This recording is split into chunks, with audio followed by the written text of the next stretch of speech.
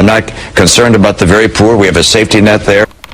The Republicans want to continually state that the reason we're having so many issues with employment, jobs, and wages are that the tax rates on the rich are too high. This is in fact a complete lie. The reason we know this is if you look at the tax rates during the 1940s and 50s, which is really the time that a lot of people say America was at its best. Crime rates were down, employment was high, the quality of life was extremely high. If you look at the tax rates for the top 1%, they were up to 90%.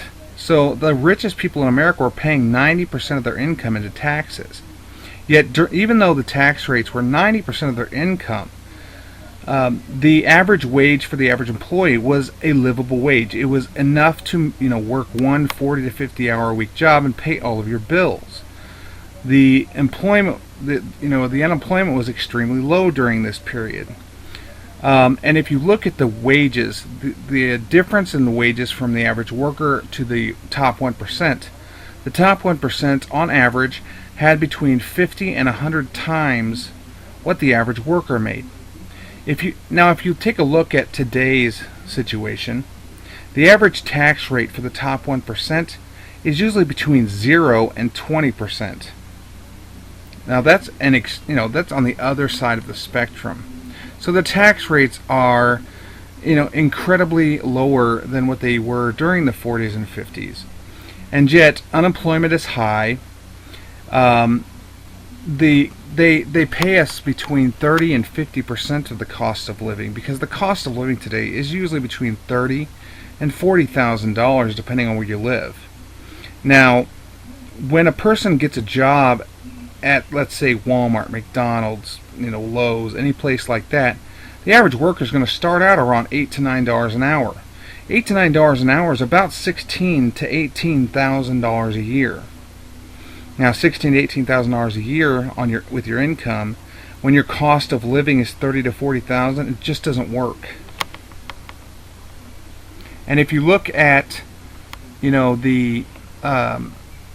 the amount of income that the top 1% is taking, it's between 500 and 5,000 times what their average worker is making. That's, remember, 1950s it was 50 and 100 times. Today it's between 500 and 5,000 times what their average worker is making. So here is the biggest issue.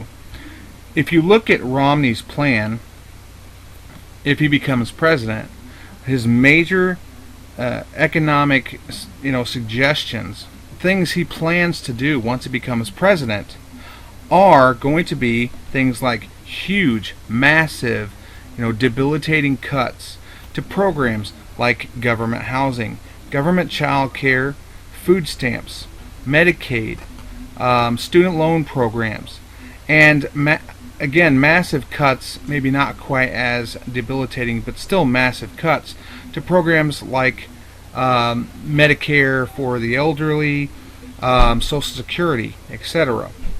Now, you have to realize, we've already taken these people who, at one point, say the 40s and 50s, didn't have the problems they're seeing now. They didn't need to be on food stamps and programs like this. They were able to go out and find jobs, and if they found a job, they were able to make a livable wage. And now these people are on these programs because it's basically what's keeping them alive. It's what's allowing them to feed their kids, even if they're working. They're a single mom of 2 kids. She works at Walmart because she wants to make a living, but that Walmart job is only going to pay basically her rent, maybe electricity. Now, she gets government assistance from programs like food stamps. She gets government child care that allows her to work. She may have government housing to help subsidize her rent so that it's affordable. If Romney becomes president, he plans to basically take all of these programs away. Now, yes, there are people that are abusing the system, and we should set up a system that stops the people who are just constantly having kids, not attempting to find work, etc. But the brunt of the 40+ million Americans that are on these programs need these programs. If Romney succeeds in becoming president and does the things he talks about doing, and cuts these programs, which, by the way, he plans to use to decrease the tax rates more for the richest people in America, because he says it creates jobs, which we know is not true. The Bush tax cuts, they are tax cuts for the wealthy, and all we saw were lower, higher unemployment, lower jobs. And if he does this, you're going to basically be putting these 40 million Americans in a situation that has not been seen for hundreds of years. They will not be able to afford to live, just not be able to. Now, what do you think would happen in that situation? You're a single mom, 2 kids, you're working a 40-hour job, and you're only able to do that with government assistance. And then the rest of the government assistance feeds your children, clothes your children, etc. And all these programs are taken away. You no longer have the ability to live. Now, a lot of people say things like, if it's my money, why can't I keep it? If I want money and I want to give it to my kids, or I want to spend it on a yacht, why shouldn't I be able to? Well, there's 2 reasons why. One, it gives protection to the lowest class Americans. It basically, like I just said, allows that woman with 2 children to survive. But here's the second reason. It gives protection to that person that is asking that question.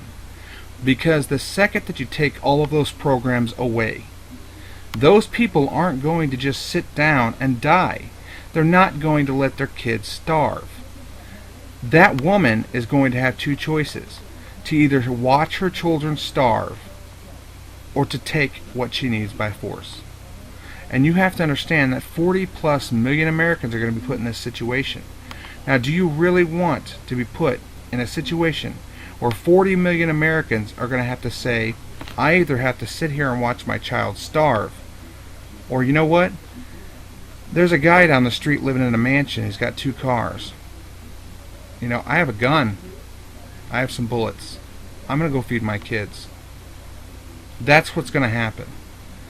And you're going to get these people that are going to be like, bring it. If you want to try that, bring it. But do you really want to live in America where every single day when you want to take your kids shopping, you have to strap bulletproof vests to your kids? Because 1 or 2 out of every 10 people that you see on the street, are going to be looking at you like, I wonder if I can pop a cap in the back of this guy's head. I wonder how much money is in his wallet. I wonder if it's enough to feed my children. I don't want to do it. I'm not that kind of person, but there's no other option available to me.